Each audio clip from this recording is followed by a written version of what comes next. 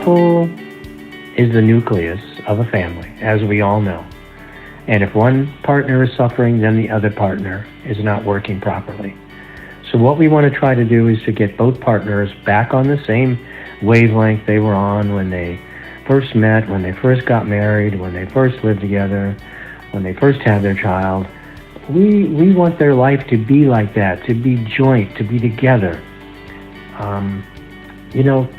War tears families apart in the war zone, but it also tears families apart at home. Everything was just falling apart. I had lost track of myself. I had lost track of society. I had lost track of my family. Lost interest. I was about to lose it, I think. And this has helped me come to realize that. And I've gained some tools to help me better tune into myself and my wife and my family and just life and personal feelings. We just had our first retreat in January of 2019. After 2 years of having individual men, warriors that have gone through multiple deployments and trauma, we decided that we had talked to them and we had decided that we really needed to bring their wives into the picture because that was a big part of who they were and who they lived with and who they left and who they came back to.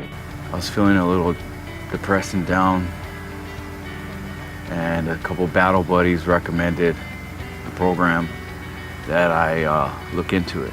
I felt like I was invited to come home for Christmas. I felt like I was on deployment and going home on leave. The activities here are like no other.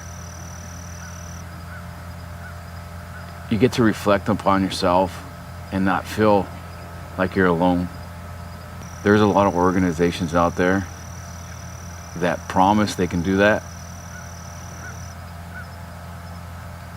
And I can actually say that our foundation that we came on the retreat with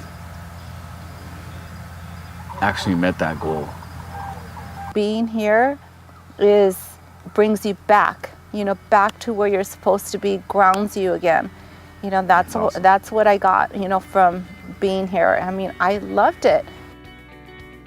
After Brian died, I really wanted to do something for his brothers in the community. There were so many families suffering, and wives and children and parents. I somehow started focusing on the brothers that were still there, going off for deployments on 6 months and coming back and struggling.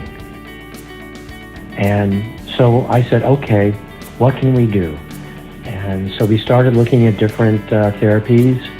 We put together a program of about 6 different therapies that we thought as a group, these modalities all grouped together, could really, really make a difference and affect people's lives. The way Scott and Jennifer have put together this thing to give us that support and encouragement to do what we didn't think we could ever do or even thought about doing, it's amazing. To be able to get on a horse and find out that I can actually do it. If you'd like to learn more about the Brian Bill Foundation, the easiest way is to go on the internet, www.BrianBillFoundation.org. We've got a great website. You can learn all about us.